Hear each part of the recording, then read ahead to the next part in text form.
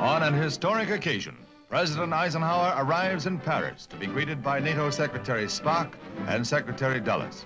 President Coty is present with Premier Gaillard on the eve of the NATO summit meeting.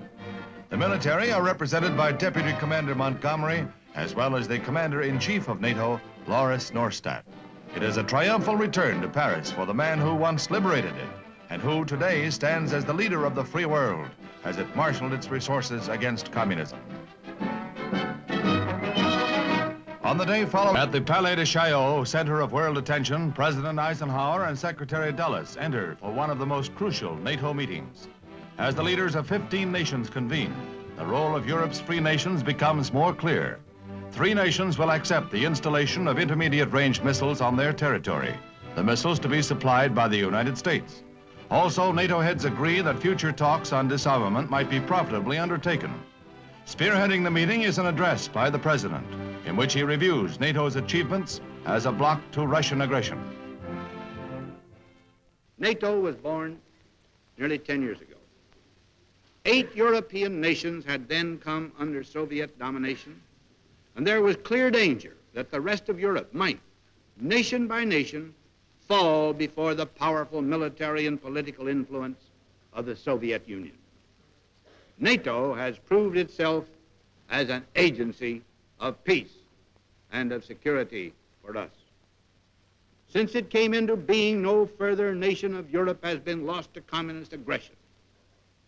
Behind the barrier of NATO's deterrent power, conventional and nuclear, the peoples of the West have made great advances. Situation calling for urgency, but also cool heads and training efficiency. These men are demonstrating the latest escape method adopted by the British Navy, the built-in breathing system. Once the escape chamber is closed and filled with water, the 2 men fill their lungs with a mixture of oxygen and nitrogen. All set, the signal is given to open the hatch.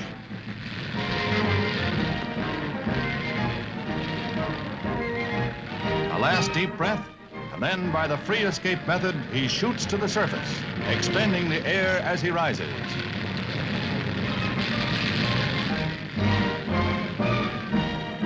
Hey, wait for me.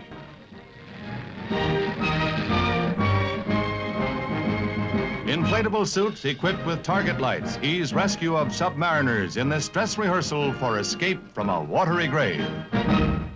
Only for Boaten, it is irrelevant and immaterial. The sport's the thing. Wunderbar ausgezeichnet. There's a lucky number, 16, and there's your winner. Pentti Juotonen of Finland, his best jump of the meet, 214 feet. How's he feel? Tip-top, of course. Hurts. They tried means for his efforts. The sport, originated in Holland 3 centuries ago, calls for many talents, plus the one of absorbing bruises, a batch. The defending champ, Leo Lebel of Hartford, clears 16 barrels to retain his world's title. Leo got the jump. Round-the-clock cross-country marathon is the equivalent of 5.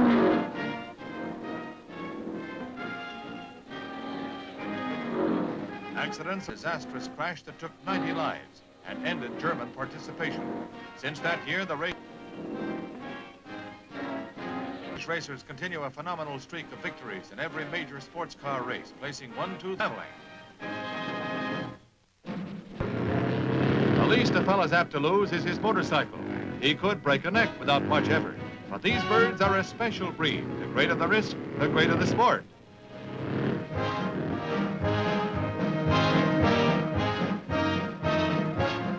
Bronco Buster is right.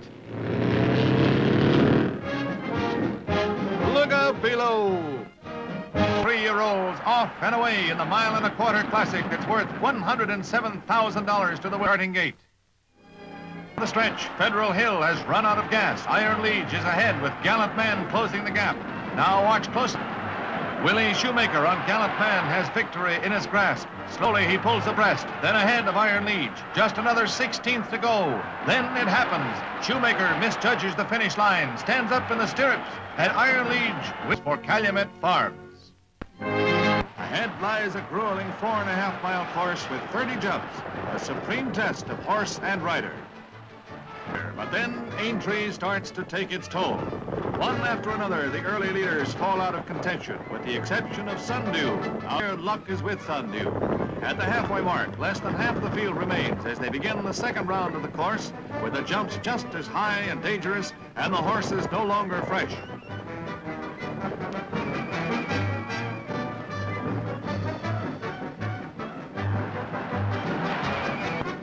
Sundew first, Winber second, and Tiberetta. Sundew romps home after leading all the way in the roughest race. Just have to wait. Patty McCormick, Olympic diving champ, also takes precedence over the diving maniacs of Al Sheehan's Aqua Follies. Girls first is their motto, and then gangway. 30 pounds of him makes a big splash, as do all of his comedy divers. And live as dangerously as one.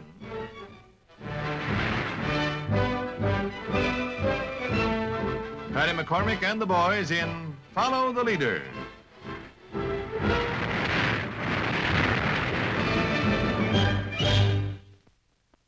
Tabaro said he could ski on shoe skis 15 inches long. Some of the cameramen were skeptical too, but seeing is believing. Ken has ways of getting back at skeptics.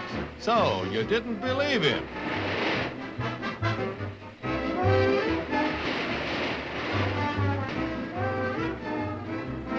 People are convinced that Ken Tabaro can do anything with a splash.